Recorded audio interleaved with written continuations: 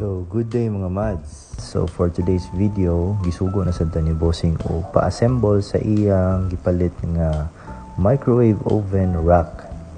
So, kani siya medyo simple ra sad kay naa na may manual and included na ang iyang mga tools and hexagonal screws.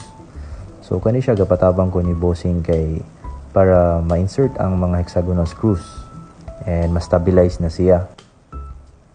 Narasad ni siya yung mga manual para dali lang ma-assemble.